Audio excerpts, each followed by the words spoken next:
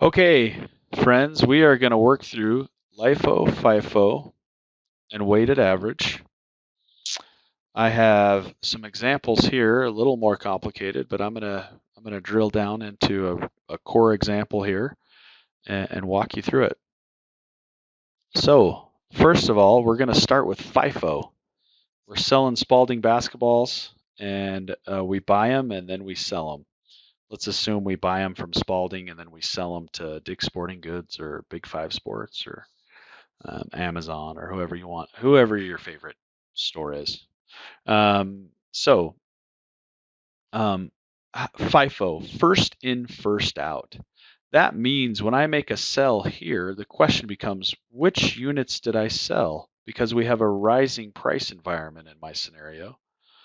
Well, first in, first out, we first sell the first bucket, and then here, and then here.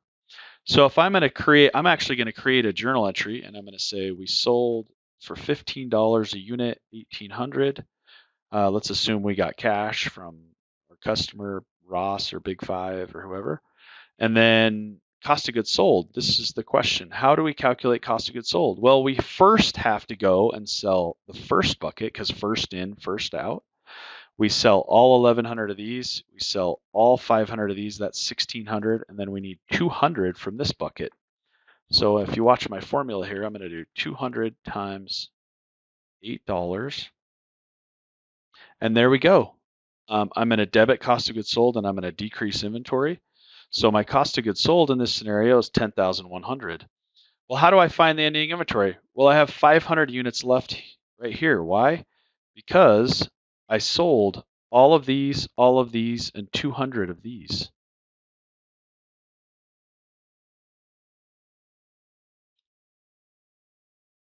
So I need to do 500 units left times the $8 bucket. And that's my 500 units in ending inventory for the month. Okay, so there we go. We had 500 units of these left because first in, first out requires us to take the first inventory or oldest inventory and sell it first conceptually. LIFO, how do I change this up? Let's change this up here. This is going to be the same sales entry every time, but let's go to the cost of goods sold. Last in, first out is the most last in, first out. So I have to start with this layer and then go here and then go here. And if I look, I have 7, 12. I need to sell 600 from this group. So let's build that out. Cost of goods sold, last in, first out. I'm going to take this bucket, or layer. And then I just talked about how I need to sell 600 of the units out of the $5 bucket because 1,200 plus 600 equals my 1,800 units I sold. What's my cost of goods sold? 11,600. Now I have 500 units left from this bucket because I sold these 7, these 5, and 6 of these. So I'm going to say 500 times 5, and there's my ending inventory. Let's go to weighted average.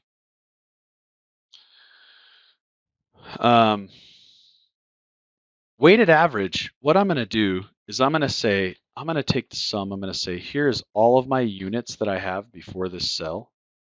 And here's all of my costs that I have before this sell.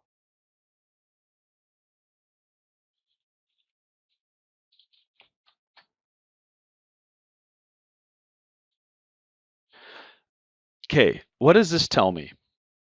My average unit cost from all of these grouped together is $6.13, 6.1304. I'm going to calculate, I'm going to say, for cost of goods sold, I'm going to say I sold 1,800 units and I need to times it by my average cost.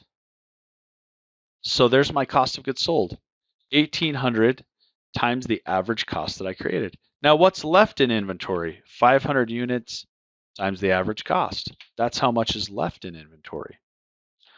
That's how we work weighted average. We create an average before a sell, and then we And then we use that average to calculate cost of goods sold. And of course, we had 500 units left at that average cost. There we go. The last thing I want to show you is a rising cost environment. How do we know we have a rising cost environment? Because the cost of each ball is going up as we go through the month. Which method produces the highest cost of goods sold in a rising price environment? The highest cost of goods sold is LIFO. I took these from our cells. 11,600 represents the cost of goods sold from there. Which is the highest ending inventory in an increasing or rising price environment, cost environment? FIFO, right here, our ending inventory. This makes logical sense. FIFO, I sell my oldest units. My most expensive units are the ones in the most recent, so those are the ones that end up in my ending inventory. It's logical. This is some good exam practice here. I actually think this might not be on the final summary, but it illustrates the concept of how these methodologies can change. Cost of goods sold hits our income statement, ending inventory hits our balance sheet. I hope this helps.